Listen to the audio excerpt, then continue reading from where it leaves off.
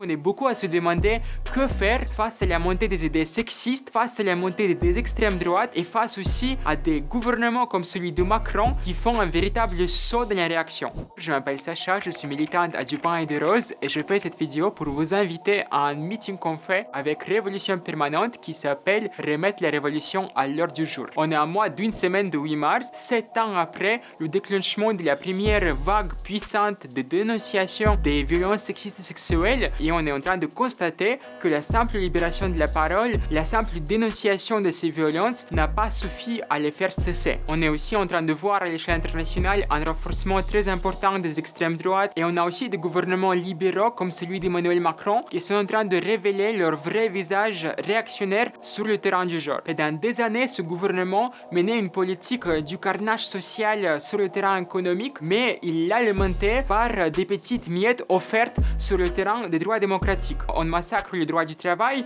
mais on vous donne en même temps le mariage gay, la PMA, etc. Mais en 2024, on a vu Macron défendre Gérard Depardieu et ensuite parler aussi du réarmement démographique en reprenant un thème nataliste à l'extrême droite après lui avoir repris son programme xénophobe sur les questions d'immigration. Et donc on est beaucoup à se demander que faire face à la montée des idées sexistes, face à la montée des extrêmes droites et face aussi à des gouvernements comme celui de Macron qui font un véritable saut dans la réaction. Nous, à Du pain et des roses, nous pensons qu'aujourd'hui, il faut reconstruire une tradition d'un féminisme socialiste, de ces militantes au début du XXe siècle qui est en train d'organiser, de construire des sections des femmes dans les partis communistes à l'échelle internationale, dans les sections des syndicats. Et nous pensons que si c'était important de construire une lutte commune de la classe ouvrière et des femmes contre le système capitaliste il y a plus d'un siècle, cela est d'autant plus d'actualité aujourd'hui alors que les femmes constituent la majorité de la classe ouvrière mondiale. Et nous pensons aussi qu'il faut reconstruire une tradition d'un féminisme